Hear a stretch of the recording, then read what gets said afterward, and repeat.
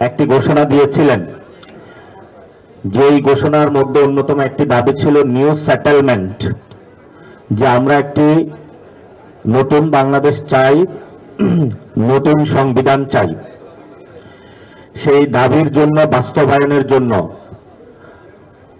এবং আমাদের যে চলমান ইস্যুগুলো রয়েছে সংস্কার প্রক্রিয়াটা বাস্তবায়ন করার জন্য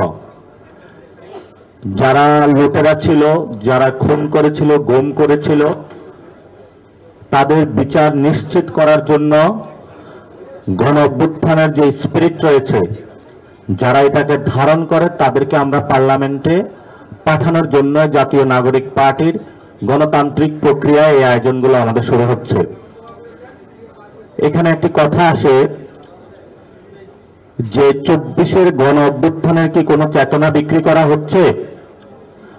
আমরা সেখানে সুস্পষ্ট বলতে চাই, মহান যে মুক্তিযুদ্ধ হয়েছিল সেখানে মুক্তিযুদ্ধের চেতনা ছিল সাম্য, মানবিক মর্যাদা এবং ন্যায় বিচার। এই তিনটি চেতনা থেকে মুক্তিযুদ্ধকে শুধু আওয়ামী লীগ নিজের পকেটস্থ করেছিল। ফলত চেতনা অর্থ খারাপ না, স্পিরিট জিনিসটা খারাপ না। যদি সাম্য, মানবিক মর্যাদা এবং ন্যায় বিচারের ভিত্তিতে একটি দেশ আমরা গড়তে পারতাম, তাহলে আজকে 2024-এ এসে আমাদের 2022 শহীদ হতো না।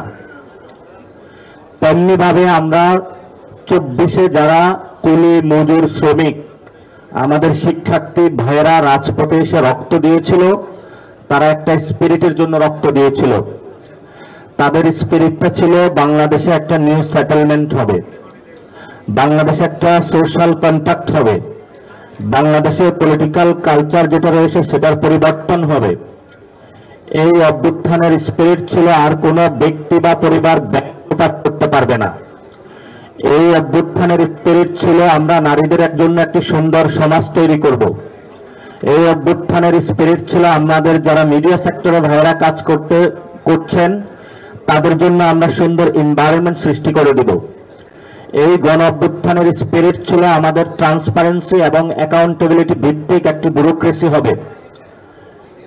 এই গণ অভ্যুত্থানের স্পিরিট ছিল আমাদের জনগণের public education, public health care থেকে শুরু করে জনগণের যে সেবাগুলো রয়েছে সেই সেবাগুলো প্রমিস আকারে আমরা মানুষের কাছে ডেলিভারি করব। সেগুলোর জন্য যে চুক্তি বা পত্র, সেই চুক্তিনামাটা ঐক্যমত কমিশনে বানানো হয়েছিল, কিন্তু আপনারা জানেন সেই চুক্তিনামা ভবিষ্যতে যারা সংসদে যাবে তাদের হাত ধরেই কিন্তু বাস্তবায়ন হবে। ফলত গণ অভ্যুত্থানের যারা এই লড়াইটা করেছিল তাদের সংসদে যাওয়াটা অপরিহার্য। এবং এই জন্য আমরা যারা ভালো ক্যান্ডিডেট তাদেরকে ঘোষণা করব ভবিষ্যতে। এখন আজকে তাদের ভাইবা শুরু হবে এবং তারা শাপলাকলি মার্কা নিয়ে সংসদে যাবে। তারা আপনাদের যে স্পিরিটগুলো রয়েছে, যে জন্য আপনাদের ভাই শহীদ হয়েছে, আহত হয়েছে, সেগুলো আমরা সংসদে গিয়ে সত্যিকার অর্থে বাস্তবায়ন করব। এই সংসদে একটা রিফর্ম অ্যাসেম্বলি হবে, একটি উচ্চ কক্ষ হবে। এখনো আমাদের বিচার বিভাগ স্বাধীন নয়, আমরা বিচার বিভাগ স্বাধীন করতে চাই, এটা গণ অভ্যুত্থানের চেতনা। যেই চেতনাগুলোর কথা বলি আমরা, সেগুলা যদি সত্যিকার অর্থে আমরা বাংলাদেশে বাস্তবায়ন করতে পারি, তাহলেই ভবিষ্যৎ যে বাংলাদেশের স্বপ্নটা আমি আপনি দেখি সেটা আমাদের গঠন করা সম্ভব। আমরা এখন যদি নির্বাচন প্রক্রিয়াতে আসি, আমরা যখন আমাদের দল গঠন করলাম, দল গঠনের পরে রেজিস্ট্রেশনের জন্য সকল পেপার সাবমিট করার পরে আমাদের প্রত্যেকটা দলীয় অফিসে হয়রানি করা হয়েছে।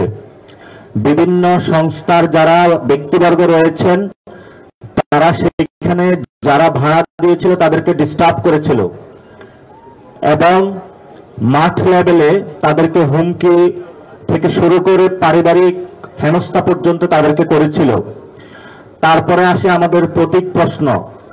প্রতীকের ক্ষেত্রে আমাদের তারা জুতোর তলা ক্ষয় করেছে, কিন্তু শেষ পর্যন্ত বৃহত্তর স্বার্থে দেশের পরিস্থিতি বিবেচনায় আমরা শাপলাকলি মার্কা নিয়েছিলাম।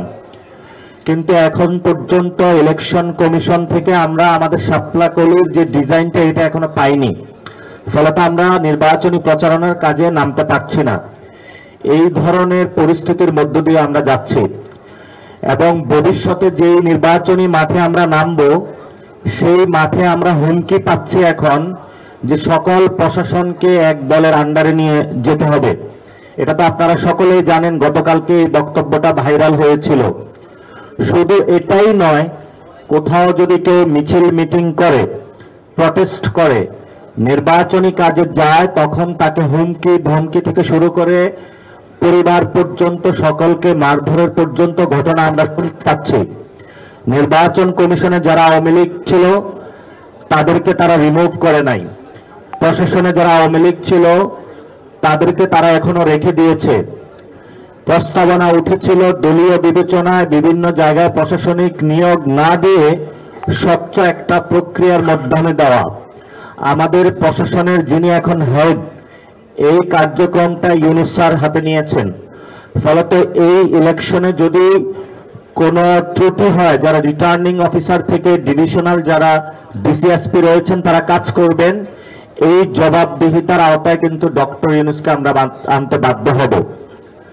শুধু তাই নয়, আমাদের যে রাজনৈতিক যে কালচার রয়েছে সেই দলগুলোকে বিভিন্নভাবে আগে যেভাবে ডিজিএফআই থেকে শুরু করে বিভিন্ন সংস্থা ব্যবহার করে হুমকি দামকি দিয়ে বিভিন্ন অ্যালায়েন্সে নেওয়ার চেষ্টা করা হয়েছে, সেভাবেই এখন এই প্রক্রিয়াগুলো চলমান রয়েছে। আমরা এখানে সুস্পষ্টভাবে বলতে চাই যে আমাদের দলীয় প্রতীকে আমরা ইলেকশন করব।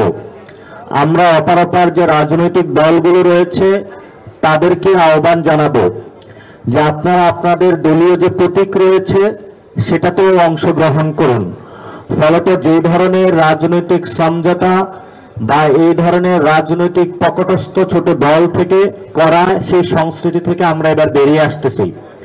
আমরা আপনাদেরকে প্রমিস করেছিলাম, আমরা একটা রেভলিউশনারি ফোর্স হিসাবে কাজ করেছিলাম, আমরা এখন ডেমোক্রেটিক প্রক্রিয়ার মাধ্যমে যাচ্ছি। কিন্তু এই ডেমোক্রেটিক প্রক্রিয়ায় আমরা যখন তরুণদেরকে নিয়ে যাচ্ছি, তরুণদেরকে কিন্তু রেভলিউশনারি জায়গায় এখন অনেক ঠেলে দিচ্ছেন। এই প্রক্রিয়া থেকে বের হওয়ার জন্যই আজকের এটা আমাদের আয়োজন। আজকে আমরা যেখানে উপস্থিত হয়েছি, আমাদের 10টা বোর্ড রয়েছে, প্রত্যেকটা বোর্ডে 10 জন করে মেম্বার রয়েছেন। আমাদের এই পর্যন্ত 1484টা ফর্ম আমরা আবেদন ফর্ম দিতে সক্ষম হয়েছি। অর্থাৎ আমাদের প্রতি আসনে এভারেজে বা গড়ে 5 জন করে প্রার্থী রয়েছেন। আমরা অনলাইন এবং অফলাইন দুটি প্রক্রিয়ায় ফর্ম ছেড়েছিলাম। আমাদের অফলাইনে 761 জন ফর্ম নিয়েছে এবং আমাদের অনলাইনে 723 জন ফর্ম নিয়েছিলেন। আমরা আজকে তাদের ভাইভা শুরু করেছি। আমাদের যারা বিভাগীয় সম্পাদক আপনারা জানেন, তাদেরকে নিয়ে আমরা বসেছি। এখানে 10টা সাংগঠনিক বিভাগ আমরা করেছি। কুমিল্লা একটা বিভাগ আছে, আর ঢাকা এবং সাথে সাথে ঢাকাকে আমরা 2টা করেছি। আমরা এই প্রক্রিয়াগুলো শেষ করে ইনশাল্লাহ আপনাদের দক্ষ যোগ্য প্রার্থী আপনাদের কাছে ইনশাল্লাহ বুঝিয়ে দেব। এখন আপনাদের উদ্দেশ্যে কথা বলবেন